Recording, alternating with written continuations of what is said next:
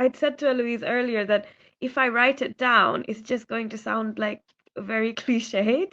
Like, oh, now my life is magic. And now it's very hard to explain, but it's true.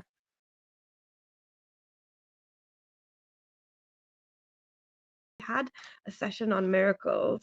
And I think, looking back, I think that changed everything for me because right now, and you may or may not believe me when you're listening to this, and you may think that, like, I think if I really tell people what my real life is like, that they probably won't believe me, but this is a true experience. I can give very small examples and I can give very big examples as well. Okay, so one of the things that we worked on in Compassion Key, we had this sentence, which was, I believe in big miracles all of the time. I may not have gotten it perfect, but it's very, and we'd gotten to 8 out of 10. I think right now it's 10 out of 10 for me, really. Um, and Okay, small things. There's a book called The Buddha of Suburbia by Hanif Qureshi, which I have read years and years and years ago. And I've had it in the back of my mind that I really need to reread this book. I really need to reread it. I need to find it again. I need to buy a secondhand copy, or I need to download it online. I need to do something and I need to reread it. And the day before yesterday, I was coming home. I live in Streatham Common, and in my train station, in my own train station, there is a book repository, like it's a little charity thing that you can buy a book and you leave Mm. some money for charity, or you can give another book in its place, etc. And I always check the bookshelf because I love books.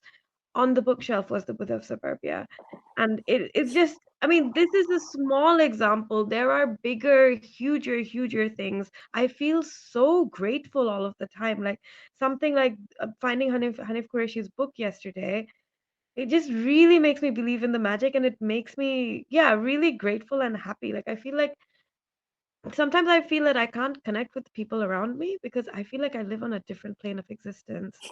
I went to, but it's amazing, like in a good way. I'm not even saying this in a bad way. I'd said to Eloise earlier that if I write it down, it's just going to sound like very cliched. Like, oh, now my life is magic. And now it's very hard to explain, but it's true. Yeah, yeah, and it's like not.